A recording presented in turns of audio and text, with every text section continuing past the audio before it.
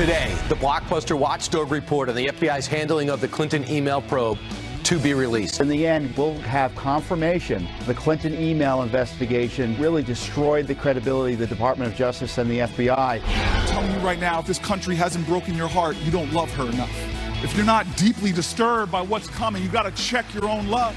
Today, the Pentagon expected to cancel upcoming military exercises with South Korea. As President Trump was leaving Singapore, I talked with him aboard Air Force One. I think we've done something very historic already in one way, but to me, a success is when it gets done. There's going to be a big birthday party in D.C. today because it's the president's birthday. There's a real good possibility he's going to be here at the game at Nationals Park at 7:05. The congressional baseball team will take the field tonight exactly 1 year after the shooting that nearly killed Steve Scalise. Rarely in life do you get a chance to change history. Let's make tomorrow about comeback story. 1, 2, 3, win!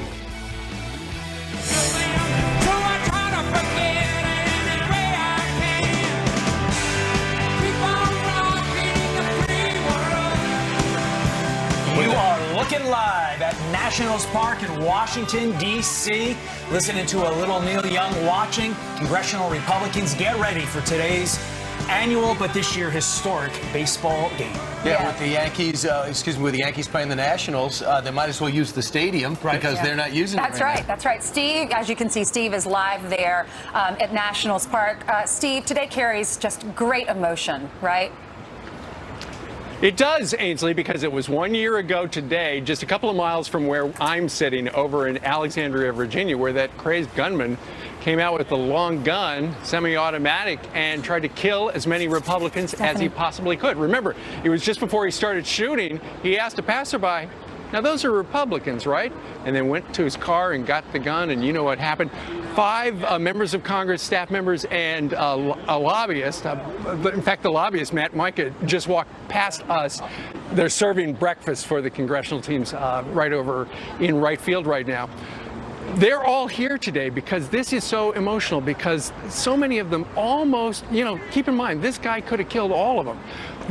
By the grace of God, Steve Scalise, who is in leadership, was here at the practice a year ago, and so he had special security. He had extra security. But had he not been there, the Capitol policeman would not have been there, because ultimately a male and female officer saved the lives of all those members of Congress.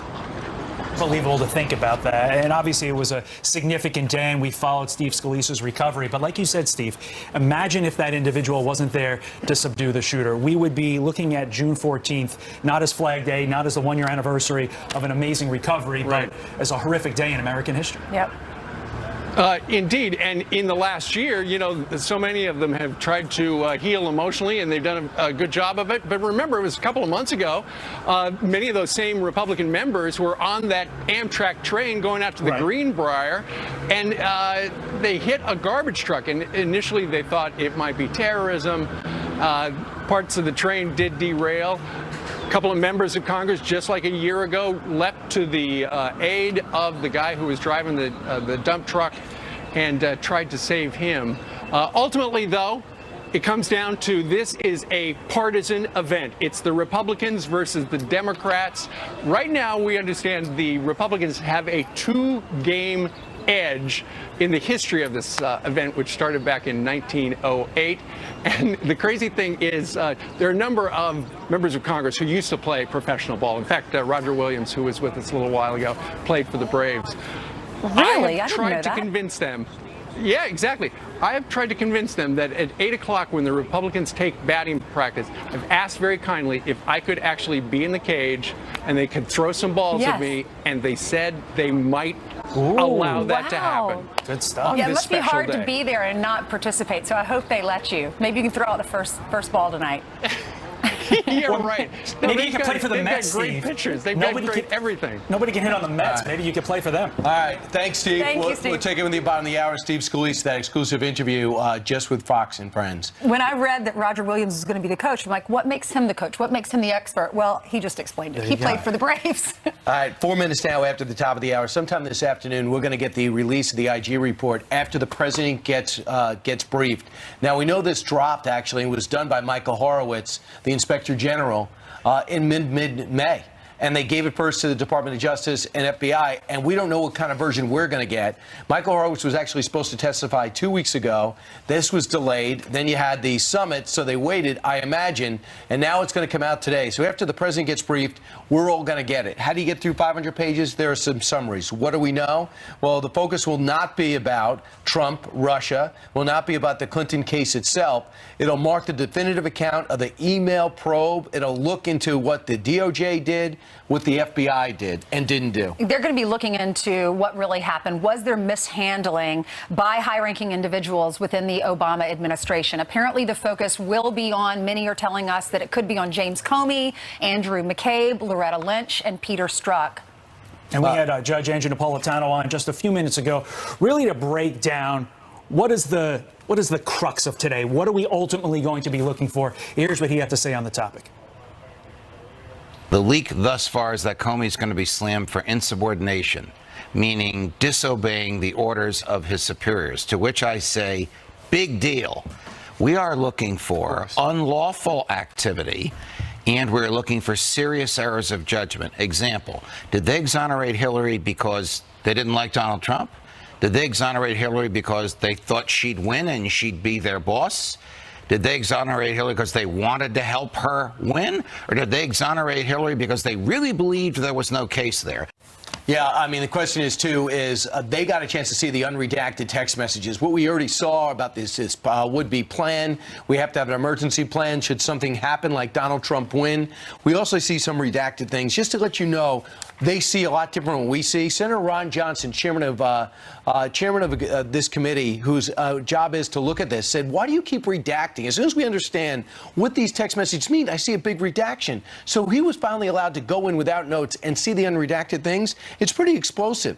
I mean, for example, they used the term Bo. Who is Bo? Bruce Orr. What is Bruce Orr doing? I mean, you have a situation where they say, well, the words, more Bo leaks to the New York Times. Another one reads, just cranky at them for bad choices about Bo. Well, if that's Bruce Orr, who plays a major role in these investigations, and who also has a wife that's conflicted, I'm wondering how deep this goes and why people are preventing us from getting to the bottom of this investigation. Well, you just watch Fox for the rest of the day, because as soon as this report drops, it's going to be all over the news. People are wondering also why James Comey exonerated Hillary Clinton in May, and then wrote the exoneration letter in May, and then that press conference, he comes out and it looks like telling us everything that she did wrong, from BleachBit, from wiping, destroying classified information, violating the law, and then he says, oh, wait, but she's not going to be indicted. Keep in mind, none of this would have come to light if Hillary Clinton had won. Right. 8 minutes after the top of the hour. Let's change gears and talk about the Democratic messaging.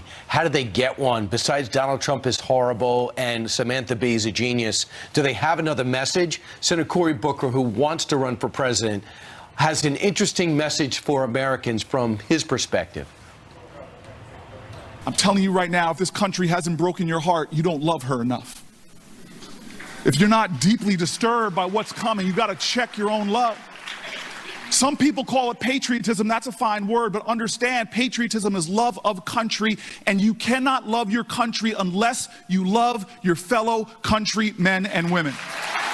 Love is struggle. And we know what a great leader, Frederick Douglass, says: if there is no struggle, there is no progress.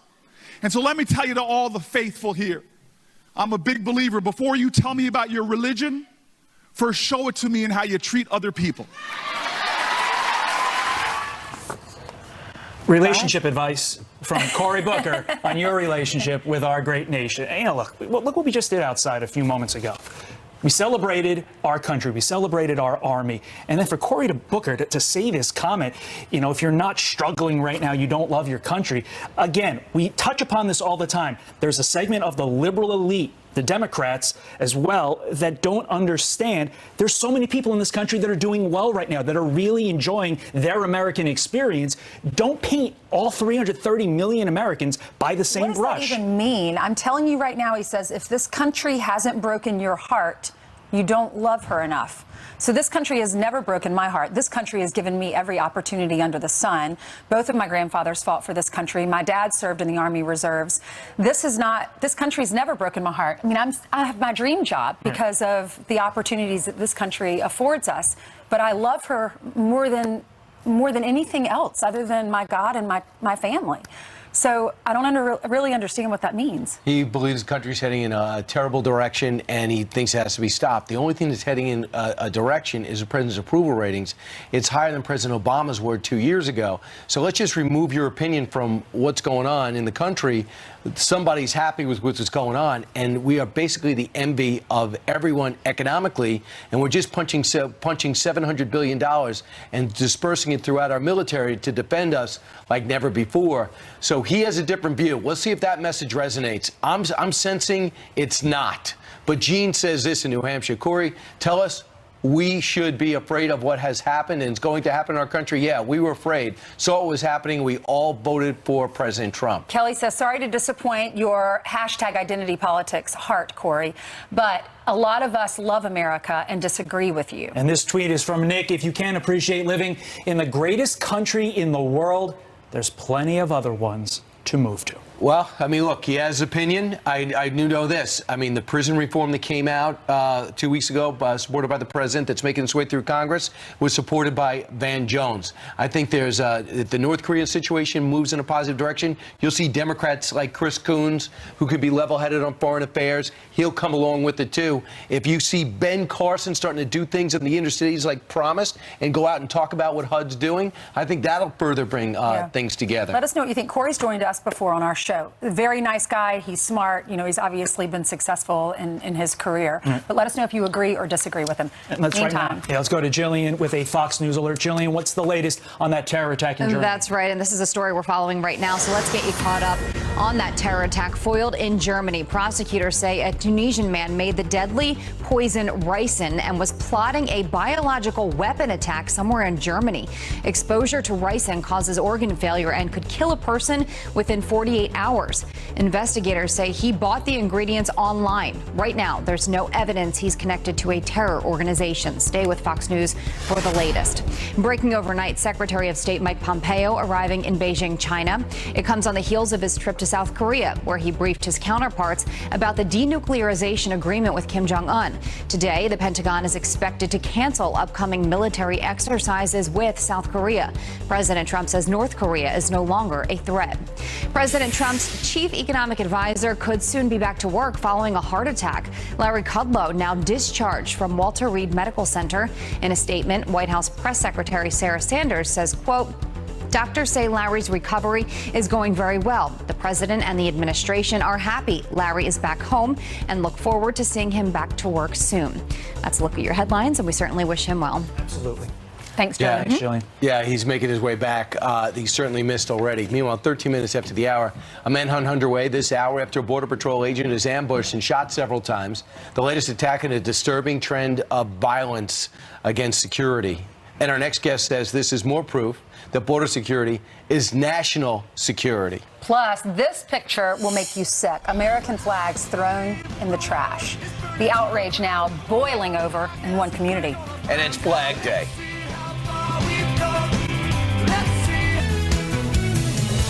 All right, the search for suspects intensifying after a U.S. Border Patrol agent is shot multiple times in southern Arizona. That happened this week as part of an alarming trend. In the last year alone, there's been 847 assaults on border officers. This in particular agent is in stable condition, expected to survive, thankfully. But this attack highlights the many dangers border agents face every single day. And joining us right now, a man in the eye of the storm.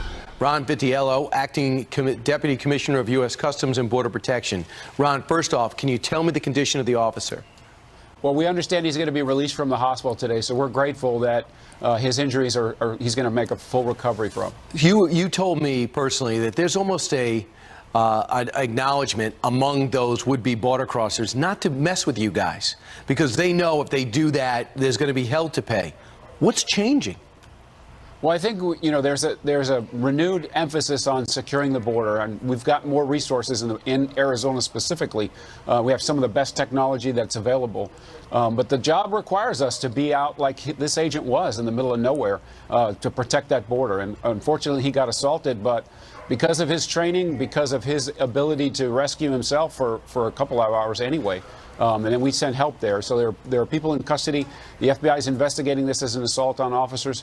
But yeah, the border is, sometimes can be a volatile place, and it's our men and women that are out there helping protect it.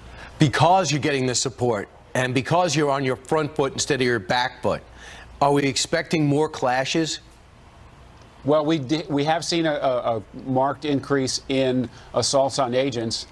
All the while, we've seen fewer use of force by agents. So the border can be at times a volatile place. So we got to give, the right equipment to our people. We've got to give them the right training, and obviously we have a renewed enthusiasm by this administration to secure the border, which the Border Patrol always has wanted to do. Well, now you're going to be involved in the political fray in this sense. You have Nancy Pelosi heading to the border, front page of the New York Times, showing the separation of families from their parents because they're coming here illegally, violating the law. What's the reality at the border now? So the Attorney General asked us to refer all cases when people cross the border illegally between the ports of entry. Whether they're a family or not, the Secretary has said there are no classes that are going to be exempt from prosecution if they cross the border illegally. These same families can go to a port of entry and report that they want to claim asylum. They don't have to cross the border in between the ports illegally. So we're prosecuting those who choose to do that. And if they're a family, just like any other arrest that's made in the United States, if you arrest a bank robber who has children, he gets separated from his family. That's what's happening at the border now. Right. Ron, thanks so much. I wish we weren't reporting the negative news, but you guys are ramping up the pressure, and there's a response from those looking to sneak into our country and wreak havoc. Ron Vitiello, thanks so much. Thanks for having me. All right, 10 minutes before the bottom of the hour, we have a live look at Nats Park, where Steve Scalise just took the field ahead of tonight's congressional baseball game, exactly 1 year after he was shot and nearly killed. Steve will join Steve right after this. And a victory for the First Amendment. Another state passing a law to protect free speech on campus. Candace Owens says this is a win for all Americans. She will join us next from Dallas.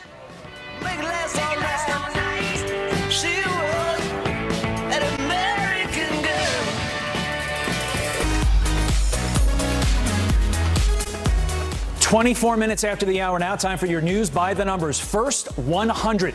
That's how many grams of marijuana most suspects can now possess in St. Louis, Missouri without facing charges. Prosecutors want to focus their resources on more serious crimes. Next, more than $450,000. That's how much money the Interior Department wasted on a canceled study about coal mining, according to a Watchdog report. Federal officials say they ended the research because there weren't any findings. Uh-oh. And finally, 1 foot. That's the size of the biggest Dorito in the world. This foot-long Jurassic chip is part of a promotion for the upcoming dinosaur sequel, Jurassic World Fallen Kingdom. Doritos launching a contest to win them online. I have one here. It is beautiful. It is my dream, and I'm going to eat it. Don't drop it. That's mine. Ainsley, all right, I'm eating this. Over to you. As long as you have a toothbrush and toothpaste with you. Thanks. Incidents like these, violent counter-protests and conservative censorship, becoming all too common on college campuses across our country. Well, now a handful of states are doing something about it. Louisiana is the latest state to pass laws that are actually protecting free speech on college campuses. Our next guest calls this a major win for not only conservatives, but for all Americans. Candace Owens is the communications director for Turning Point USA and has had her fair share of interrupted campus speeches, and she joins us now. So why do you say this is a big win for everyone, Candace?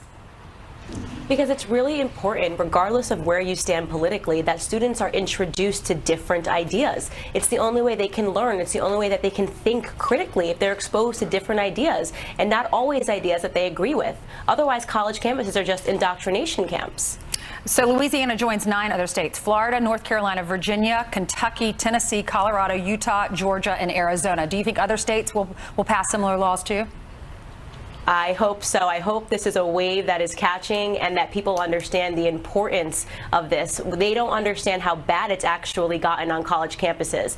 And this feels like a major win for us at Turning Point USA. This is what we fight for every single day because we truly believe it. What exactly does it mean? It means you can't protest. It means when you're trying to speak, other people can't stand up and shout things at you. What are the details? I'm hoping that it means that when Charlie and I visit college campuses, we don't have students that are playing music outside, boycotting, making it difficult for us to get inside, say our ideas. And it just means that conservative speakers are allowed on campus without all of the barriers they put in place to stop them. It's tremendously difficult to even allow conservative speakers on campus. So it should be an all-encompassing law that just gives people something to say back when the administration tries to shut down conservative speakers. Got it. I know you're joining us live from Dallas today because you're going to be speaking at Turning Point USA's Young Women's Leadership Summit. What is exactly your main message to these young conservative women? I know the age group is 15 to 27. I'm really excited about this event that we're doing here at Turning Point USA. My main message is always the same. Be able to think for yourself. Be independent. Identity is okay. It is okay to be a woman. It is okay to be black, and you should celebrate all of the differences that we have. But these differences should not be politicized. You should still maintain your individuality. I thought of you yesterday when I was seeing the video of Kim Kardashian meeting Alice Marie Johnson. She was the lady that was in prison for life. She'd served 22 years, and the president pardoned her, and they got to meet for the first time, and they were hugging. And I thought of you because I know you're friends with Kanye. What are your thoughts on this? I'm just really proud of Kim Kardashian that she was able to do this, that she was willing to go meet with the president, and that she really pushed this issue despite, you know, some of the awful things that were said about her for meeting with the president. She still continued, and she pushed on. And I can't watch these videos without crying. You can just feel the passion and the heart and the pain that this family had gone through, thinking that they would never see her again freed. So I'm really excited that this happened. And by the way, the unspoken heroes here, Ivanka Trump and Jared Kushner, the amount of heart that they have put into this cause cannot be overstated. I am so proud for them. They don't do it for attention, but they deserve some. What is their mission? What do they want to do? They want to make sure people that they serve their time, but then once, I mean, this lady had served 22 years. Everyone else, that she was like the middleman in a drug operation, and she never put her hands on the drugs. She was just doing the deals, and everyone else got off except for her, and then she got life in prison. That's correct. Look, there are a lot of black individuals that are locked up, not just black individuals, Americans that are locked up for crimes that don't really necessarily fit the punishment. You can look back to Bill Clinton and his crime bill of 1994, which did a lot of this. The 3 strikes rule did a lot of this. And I think it's time to revisit those and take a look at those cases and say, did this person fill their sentence? Because perhaps they did. Perhaps they're ready to be reintroduced into society. It's a tremendous effort that Donald Trump has taken on. Yeah. And I'm really proud of my president and this administration. It just needs to be fair. We need to get rid of the corruption. We saw what happened to Dinesh D'Souza. Thanks so much, Candace, for being with us. Good luck there in Dallas.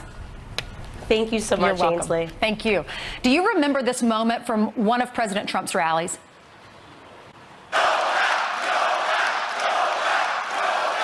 That's very nice. Thank you. There is a new push to give President Trump that prize after his Singapore summit. Wait until you find out who is making that push. Plus, Steve is live at Nationals Park for tonight's congressional baseball game, and he has a special guest. Hey, Steve. Steve's. Hey, Ainsley. That's right. It's Steve Scalise, ladies and gentlemen. How great does it feel to be back? Oh my gosh, you can't even describe it. Just to look around and know that I'll be able to walk out there again, maybe with a little bit of help, but to actually be able to play. You are going to start on second base, and I'll tell you how I know he's back. Because he was just trash talking the Democrats as they were walking by.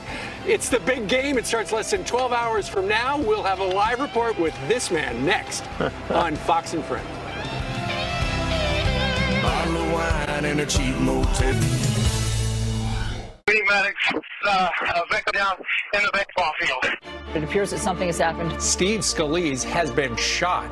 Aides say he was practicing baseball early this morning in Alexandria, Virginia. The round fragmented and did substantial damage. The true heroes of this event are the 2 Capitol Police that were part of Steve Scalise's details.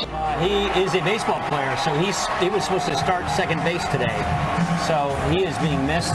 Tonight we're all Team Scalise. Congressman Scalise is a friend. He's a patriot, and he's a fighter.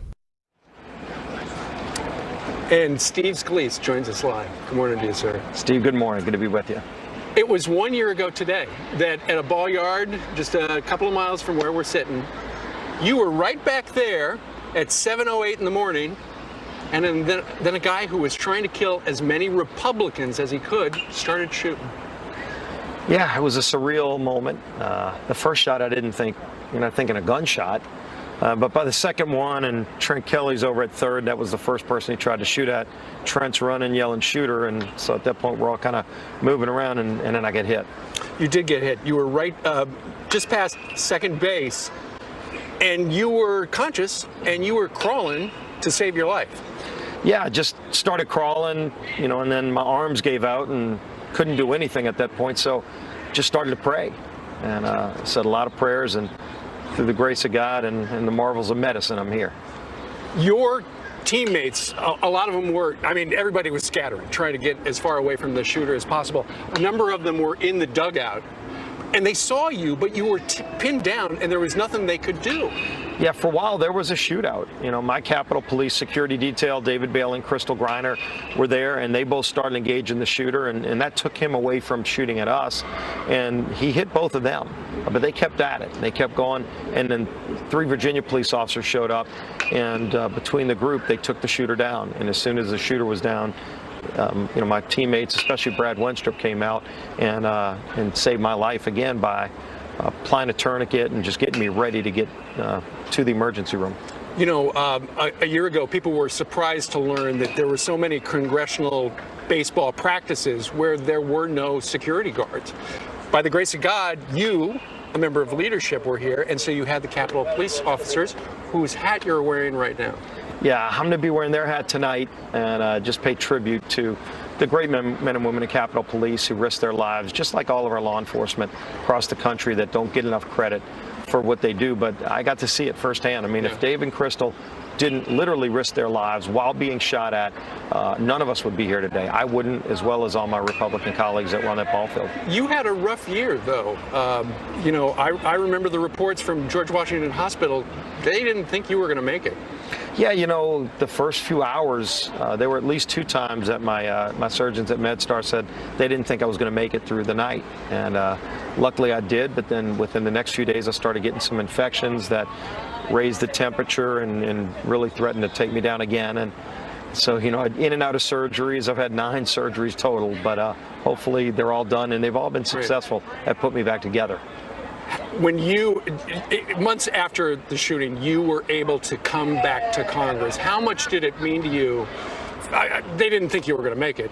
Not only did you make it, you went back to work. One of the most special feelings of my life was when I was able to walk back out onto the House floor. A hero's welcome. And just see all my colleagues, Republican and Democrat, and, the warm standing ovation they gave to me. And, for months I had been seeing some of them at the hospital, getting text messages of support. But to just be there on my own, and to be able to participate again like that, I didn't think I would have that day. There were times when I wasn't sure if I was going to be able to do that. It was a year ago today that Nancy Pelosi was right up there being interviewed, and she and the speaker were talking about how everybody was on Team Scalise. Yeah, and they all wore LSU hats, my alma mater, and that was, I saw the picture of everybody, Republican and Democrat, saying a prayer at second base before the game. Right. And that really was another warm, special thing that was done. Right. You have been, over the last year, working your best to get back to a good state of health, and you're able to walk now. You're going to start at second base. I earned the starting job back again. Look, that was great, but it tells you how bad the talent level is that a guy like me who can barely walk out there right now can make it. But I can field balls, and I can still make the throw to first. Right. How hard, though, is it to go back to the field where so much bad happened a year ago today? I closed that chapter a long time ago, and luckily I've been able to focus on all the good. Just as the prayers, the warmth of people all across the country. Back home in my district in southeast Louisiana, the prayer vigils that people held. But then to hear stories from my colleagues around the country of people that were praying for me that I don't even know. That really lifts you up. I got a chance to speak with President Trump yesterday. We talked a little bit about this, and he was wonderful throughout the whole thing, just coming to the hospital, calling to check on me. So just to see that kind of outpouring of people all around. Benjamin Netanyahu called me from the hospital. A great friend, a great leader, of Israel, but he cared and called and checked on me. Bono from U2. So Bono, just all of those. Bono has your phone number? Bono, I don't have his, but he's got mine, and he called. And he said prayers for me. And, just to see that kind of warmth that it just lifts you up through the dark and tough times. You know, for me and my whole family, it was a rough period, but we also got to see the good in people. And you know, all across America, this is a great country. It's great people. You usually see the bad, you know, and the focus is on the food fights and the things that we disagree on. But there was so much good that I got to see and experience that helped me get through it. You know, talking about the food fights, over on the third base side are the Democrats. And, you know, those guys. During the week, you know, you guys do not get along so much, except at this game. This is the one partisan event every year where people actually love to come. It really is. It's fun. It's fun. You know, we passed this great historic tax cuts bill. It's working. You know, they should vote for, by the way, tax cuts 2.0. A little louder. I don't think they can hear you. Yeah, not one of them voted for the last one, but now it's actually working. Maybe they've seen the light. Yeah. I don't know if they've got the ability to, but tonight we got to beat them. We'll raise over $500,000 for local kids charities here in D.C., but it's a great event that brings Republicans and Democrats together to compete against each other, but to really show that we can actually unite behind something. I think through the history of the game, the Republicans are up by 2. So you do have a 2-game margin. You mentioned the President of the United States. Today's his birthday. Yeah, and happy birthday, President Trump. I mean, he's a great friend. He's a great leader. Look at what he just came off of, these historic talks with North Korea's leader, and the fact that President Trump was able to get an agreement for North Korea to denuclearize. And clearly, there's a lot of work to be done to ultimately make that happen. But the fact that you had a President of the United States get that kind of agreement from Kim Jong-un is truly historic. And so, you know, to be able to talk to him and, you know, about this game and some other stuff. Did you invite him? I invited him. We'll see if he can come. He's probably got jet lag. I know he's like nonstop. I don't know if he ever sleeps, but I hope he has a happy birthday celebration this evening. Yeah. Speaking of the news of the day, what about this immigration bill?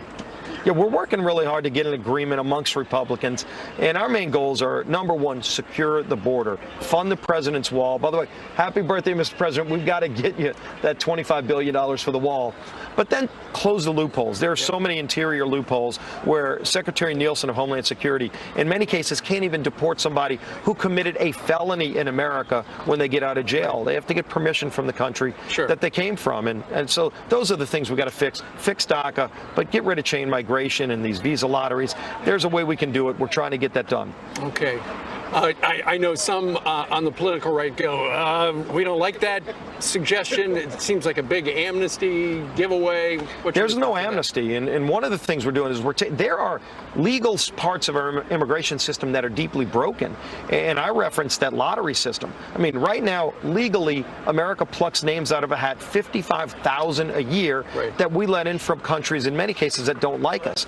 Let's end that program and go to a merit-based system where you're completely shifting away from the visa lotteries and the chain migration system, which is one of the most broken forms of legal immigration, and go to a merit-based system. You want to come to this country, come to actually contribute and make it better. Good morning. Look here. Do I get to Hey, Rand, how are you doing? It's Rand Paul was here He was a out there year last ago year at the game, too. when the shooting started, and it's hard to believe he's back.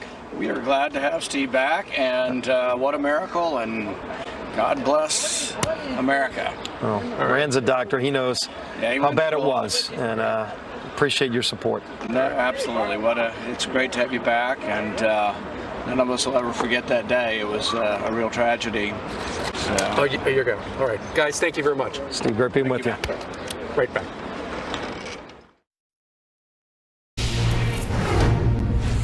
Good morning, and we are back with some quick headlines. A community is outraged after dozens of American flags are tossed in the trash at a cemetery. A woman posting this photo on Facebook saying at least 50 flags were dumped at Lakeview Cemetery in New Jersey.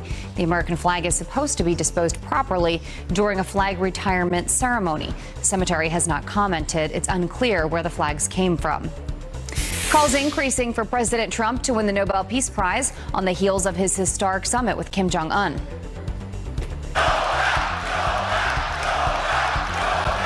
That's very nice. Thank you. Two Norwegian lawmakers nominating President Trump for the honor a month after a group of Republican lawmakers did the same. They think he's earned the prize for his efforts to disarm North Korea. Todd? Jillian, thank you very much. Our brave men and women in blue are under attack. Well, this week, those 2 Florida officers were shot in the line of duty, and one of them, the guy on the left, is now fighting for his life. He's in a coma. All right, Amanda McKenzie is with our Fox affiliate over in Orlando, and she has the latest. Amanda.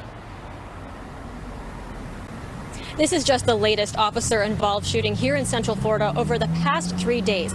Both men are being treated here at the Orlando Regional Medical Center, both for very different injuries. Eustis Police Officer Kenneth Toller responded to a gunman at an AutoZone store. He was shot in the leg and is expected to be okay. But it's a very different story for Orlando officer Kevin Valencia. He remains hospitalized in a coma. He was shot in the head while trying to save 4 children who were held captive in a deadly standoff. Yesterday, Valencia's wife Megan sobbed as she talked about her husband, saying he is a fighter and is asking for prayers. My boys need a daddy, and I need my husband. And this community needs a real hero. Megan Valencia also expressed sorrow for the killing of the 4 children by Gary Lindsay Jr., who holed up with the children in a 21-hour standoff that ended late Monday. The children ranged in age from 1 to 11 years old. Now, Officer Kevin Valencia remains in a coma and in critical condition. It will be a long road to recovery, but a trauma surgeon tells us he has shown some signs of responsiveness. Live in Orlando, I'm Amanda McKenzie. Wow. So sad, Amanda. Thanks so much. See the pictures of those little kids. Oh my gosh, who could do that? Wow. All right, 11 minutes before the top of the hour, still ahead. Could the Golden State become 3 states, maybe even 7? It's on the ballot in November. Our next guest says it will only make liberal California worse. Plus, Donald Trump Jr., Dana Lash, and Congressman Ron DeSantis. They're all here live in the next hour. And we are bragging. Yeah, you got it.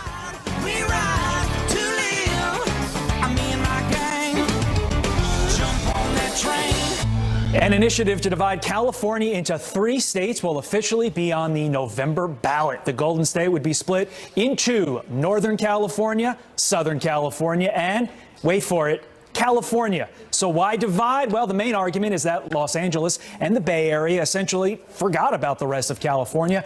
Joining me now is Los Angeles-based attorney and columnist for townhall.com, Kurt Schlichter. Kurt, thanks for being here. Let's basically break this down again. If we could put that map back up. Northern California and California would basically be liberal enclaves, and Southern California, which encapsulates a little bit of the Central Valley in San Diego and Orange County, would be the conservative enclave. Sir, why does this matter, and will this happen?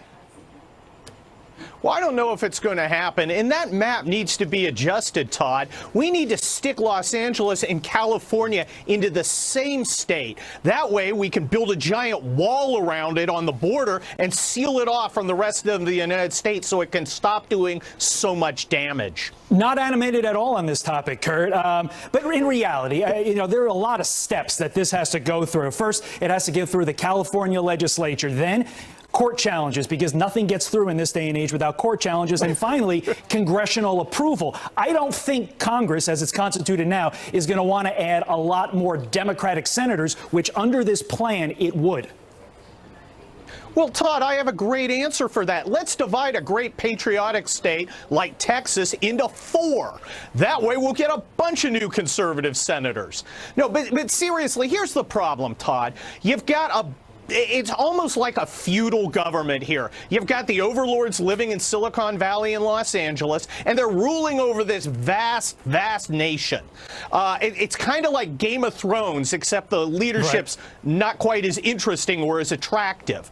But the people out in the people out in the valley or up in the mountains or out in the desert, they're not getting represented. They're getting overrun. Okay. They're getting treated like garbage. They're being ignored. This state is being run for the kind of people who live in Silicon Valley and who live here in West Side Los Angeles, and that's just not right. Well, Kurt, smaller's better. How did we get government. Here? How did we get here, Kurt? I wish I knew. Look, I came here in 1972. We had Governor Ronald Reagan. California was full of opportunity and not full of homeless people you have to step over on the sidewalks and highways that were falling apart. but somewhere along the line, we lost what made California great. Right now, California still has great weather, and we still have In-N-Out Burger, but we've lost everything else. Honestly, with In-N-Out Burger, that cures a lot of ills. In the 10 seconds I have remaining, what is the future of California? California is like a drunk, Todd. It has to hit bottom and get some sense again and re-embrace free enterprise instead of this liberal Venezuela nightmare that we're going down toward. Kurt Schlichter, as long as I don't have to take another bar exam, I did that 15 years ago in California. Do not want to do it again. Kurt Schlichter, thanks for being here with us. All right, will it be a bombshell? The Inspector General report on the Clinton email scandal expected out today. So, what does Donald Trump Jr. expect to hear? He's walking up the steps. That is him right there. He's hugging Ainsley. He's live on the couch. Next.